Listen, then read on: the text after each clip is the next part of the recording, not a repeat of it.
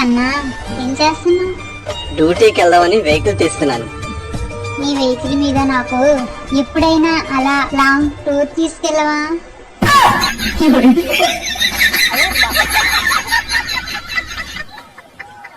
మా ఆయన ఎప్పుడు భోంచేసినా వంట చాలా బాగుందని లొట్టలు వేసుకొని తింటారు. ఏంటి నువ్వు వంట అంత బాగా చేస్తావా? వంట చేసేది నేను కాదు ఆయనే.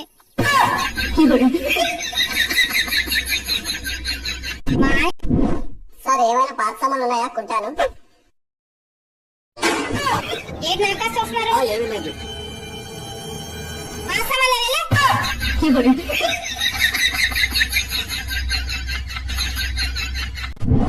సార్ ఏమైనా పాత సామాన్లు ఉన్నాయా? కొంటాను.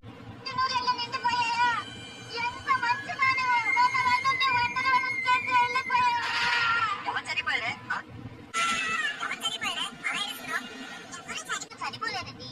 మా అక్క ఎవ్వరు చచ్చిపోయినా గట్టి గట్టిగా ఏడ్చి సింపతి తెచ్చుకుంటుంది.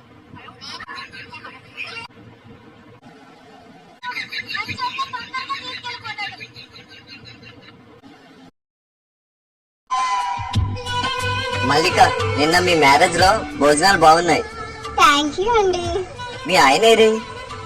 హనీమూన్ కి వెళ్ళారండి. మరి మీరు వెళ్ళలేదేంటి? టికెట్ ఒకరికే కన్ఫర్మ్ అయిందండి, అందుకే మా ఆయన గారు వెళ్ళారు.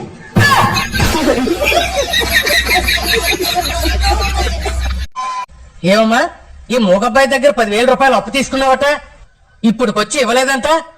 సార్, ఈ మోగబ్బాయి ఇప్పటికొచ్చి నోరిప్పి నన్ను అడగలేదు సార్. మా ఎదురు బిల్డింగ్ లో ఏదో ఆఫీస్ పెడుతున్నట్టున్నారు. ఇక రోజు కల్ డ్రింక్స్. ఏంటండి అంత హ్యాపీగా ఉన్నారు? మన ఎదురు బిల్డింగ్ లో ఏదో ఆఫీస్ పెడుతున్నట్టున్నారు. ఆఫీస్ కాదండి, ఓల్డ్ ఏజ్ హోమ్.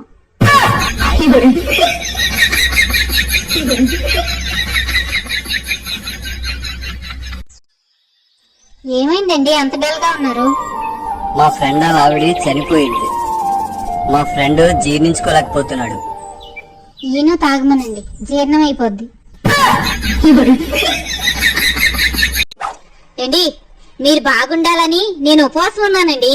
నేనేమీ తినకూడదు కాబట్టి ఒక 5-6 రకాల ఫ్రూట్ జ్యూసులు, ఒక 5-6 రకాల మిల్క్ షేక్లు తెచ్చారనుకోండి, గంట కోటి చెప్పును తాగుతాను. నువ్వు ఉపవాసం ఉన్నది నేను బాగుండాలనా, నువ్వు బలంగా ఉండాలనే? మీరు బాగుండాలనేనండి. రోజు నాతో గొడవాడతావు, మళ్ళీ నేను బాగుండాలని ఉపవాసం ఎందుకు పెడుతున్నావే? మీరు బాగుంటేనే కదా నేను మీతో గొడవ ఆడగలను. కోపంగా చూసిన చాలు, జ్యూస్ మాత్రం చక్కగా తీసుకురండి. ఏమైంది అలా పడిపోయావు? ఏం అవ్వలేదండి, తలనొప్పి వస్తుందని తలనొప్పి మాత్రం వేసుకున్నాను. అది కడుపులోకి వెళ్ళిపోకుండా తలలోకి వెళ్ళాలని ఇలా పడుకున్నాను.